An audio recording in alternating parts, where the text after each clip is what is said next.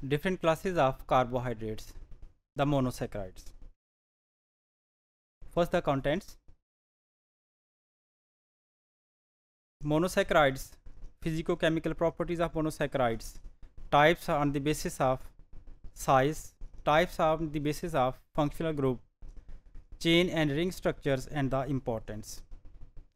So सबसे पहले हम मोनोसैक्राइड्स को डिफाइन करते हैं. मोनोसैक्राइड्स कार्बोहाइड्रेट्स की 3 मेजर जो क्लासेस हैं उसमें the first class is the monosaccharides. पहली मोनोसैक्राइड है, फिर उसके बाद डाइसैक्राइड और पॉलीसैक्राइड्स हैं.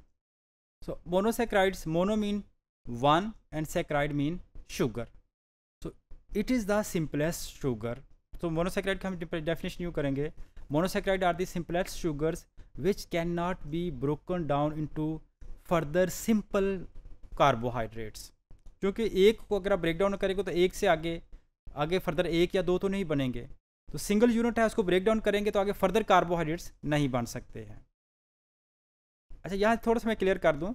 ये कहा गया कि मोनोसैक्राइड्स को ब्रेक डाउन करने से फर्दर कार्बोहाइड्रेट्स नहीं बनते. यानी ग्लूकोज की ब्रेक डाउन तो हो जाती है, ग्लूकोज एक मोनोसैक्राइड है, लेकिन उससे आगे फर्दर जो ब्रेक डाउन से जो मॉलिक्यूल्स बनते हैं वो कार्बोहाइड्रेट्स नहीं होंगे. जैसे ग्लूकोज की ब्रेकडाउन से पायरुवेट बनता है ग्लाइकोलिसिस में, तो पायरुवेट जो है वो कार्बोहाइड्रेट की कैटेगरी में नहीं आता है.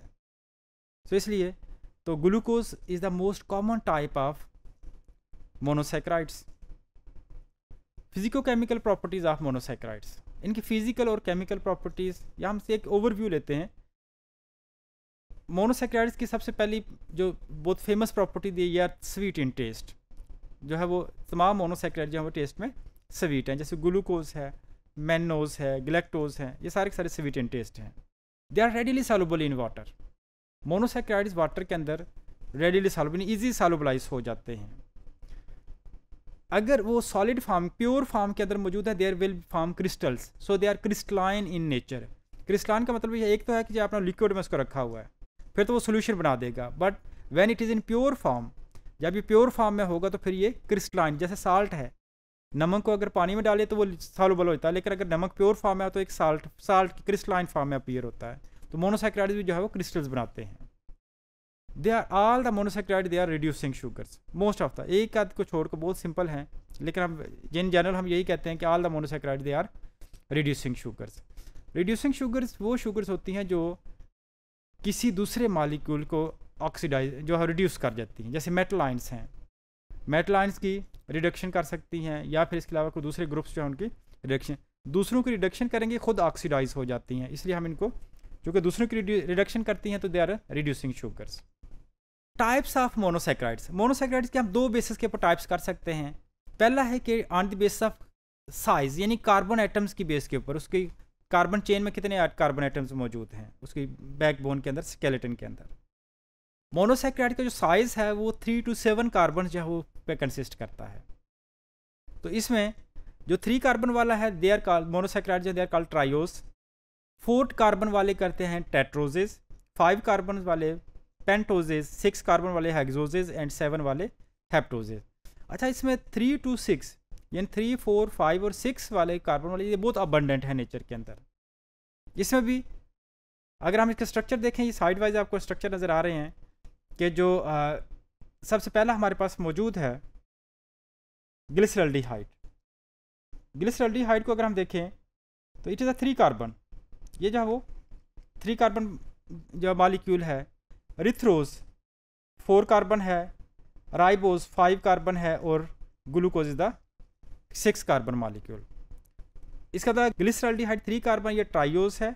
रिथ्रोज 4 carbon is the tetrose. Ribose 5 carbon है तो ये पेंटोज में आएगा, और ग्लूकोज के 6 कार्बन है तो ये हेक्सोज की कैटेगरी में आएगा. अच्छा, यहाँ स्ट्रक्चर के रेफरेंस थोड़ा सा आप अगर इसको फोकस करें, एक एंड के ऊपर फंक्शनल ग्रुप अटैच है, बाकी तमाम कार्बन के साथ हाइड्रोक्सिल ग्रुप मौजूद होते हैं. तो ये यानी कि कार्बोहाइड्रेट्स की एक बड़ी इंपॉर्टेंट उसकी जो ये भी है कि दे आर पॉलीहाइड्रोक्सी, यानी एक से ज़्यादा हाइड्रोक्सिल ग्रुप कंटेन करते हैं. यानी 3 कार्बन वाला है तो एक फंक्शनल ग्रुप के लिए कार्बन होगा, 2 के साथ हाइड्रोक्सिल ग्रुप जो है वो अटैच हैं. अगर 6 कार्बन वाला है तो 5 कार्बन के साथ हाइड्रोक्सिल ग्रुप होंगे, एक के साथ फंक्शनल ग्रुप जो है वो अटैच होता है. मोनोसैक्राइड्स की हम जो दूसरी इसकी क्लासिफिकेशन करते हैं वो है इसके फंक्शनल ग्रुप की बेस के ऊपर. पहला है कार्बन स्केलेटन के बेस के ऊपर, कितने कार्बन आइटम्स हैं उस हिसाब से उसको नाम देते हैं हम।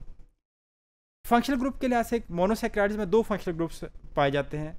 कुछ मोनोसैकेराइड्स वो हैं जिनके अंदर aldehyde is a functional group, तो जिनके अंदर एल्डिहाइड है उनको हम कहते हैं एल्डोजेस, और जिनके अंदर ketone group as functional group, ketonic जो है ग्रुप फंक्शनल ग्रुप के तौर पर मौजूद है, तो उनको हम कीटोजेस कहते हैं।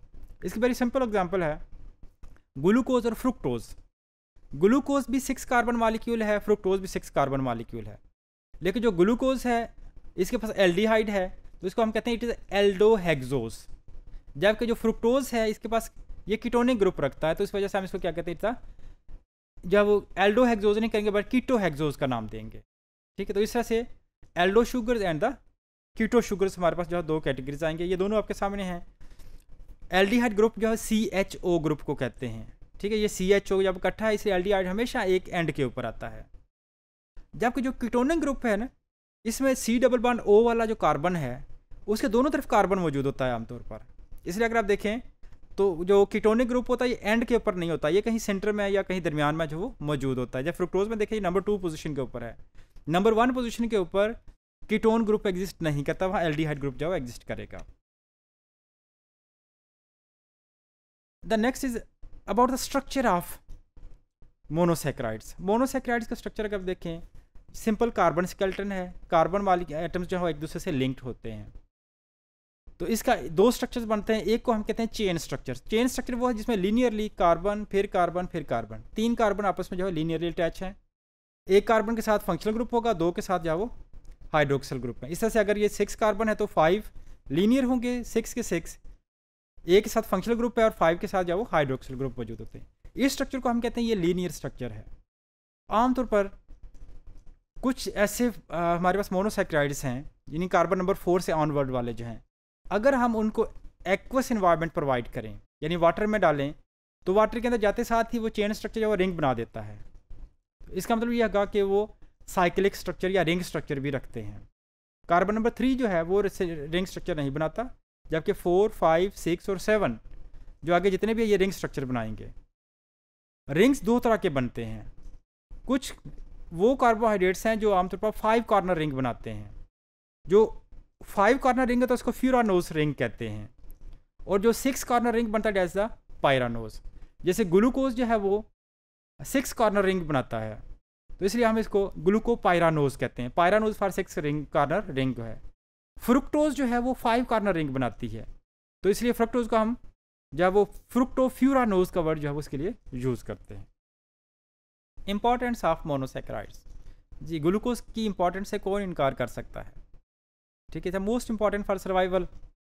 तो इसका ग्लूकोज की अगर इंपॉर्टेंस हम देखें तो जैसे ह्यूमन के अंदर तो बड़े इंपॉर्टेंट कि हमारी जितनी भी मेटाबॉलिक एक्टिविटीज़ हैं मेनली ग्लूकोज की ब्रेकडाउन से एनर्जी आती है और हम उससे सर्वाइव कर रहे हैं। तो इस तरह ये सिर्फ ह्यूमन के लिए नहीं है, ऑल एनिमल्स इवन बैक्टीरिया के लिए और प्लांट्स के लिए भी यही है। बाकी एनर्जी सोर्सेज भी यूज़ होते हैं, लेकिन प्राइमरी एनर्जी सोर्स जो है वो ग्लूकोज है। तो इसका मतलब ये है कि मोनोसैकेराइड का जो सबसे पहली जॉब है they provide energy. Energy as a source of energy जो है वो यूज़ होते हैं। जो दूसरे अच्छा यहाँ एक चीज़ और क्लियर कर दें कि जो ग्लूकोज के अंदर जो एनर्जी मिलनी है वो बेसिकली कार्बन हाइड्रोजन बॉन्ड्स हैं, CH बॉन्ड। जिस मॉलिक्यूल के अंदर जितने कार्बन हाइड्रोजन बॉन्ड ज़्यादा होंगे वो उतनी ज़्यादा एनर्जी देगा। हाइड्रोक्सल ग्रुप एनर्जी नहीं देता है, ठीक है, कार्बन हाइड्रोजन देगा, carbon hydroxyl group energy provide नहीं करेगा।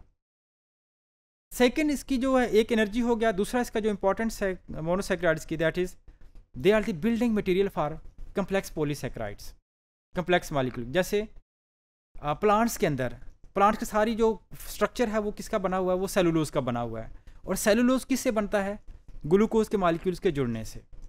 इस तरह से हमारे बॉडी के अंदर ग्लाइकोजन मौजूद है। इसी तरह से प्लांट्स के अंदर जो है वो स्टार्च मौजूद है।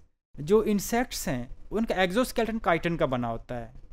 तो ये तमाम जितने भी कम्प्लेक्स मॉलिक्यूल्स हैं, स्ट्रक्चर्स हैं, वो मोनोसैकेराइड्स के ही बनाते हैं। ये वैसे ही है जैसे ईंटें मिलकर एक बिल्डिंग बना देती हैं, तो इसी तरह से मोनोसैकेराइड मिलकर बड़े मॉलिक्यूल्स बनाते हैं, जो आगे डिफरेंट स्ट्रक्चरल एक्टिविटीज़ परफॉर्म करती हैं।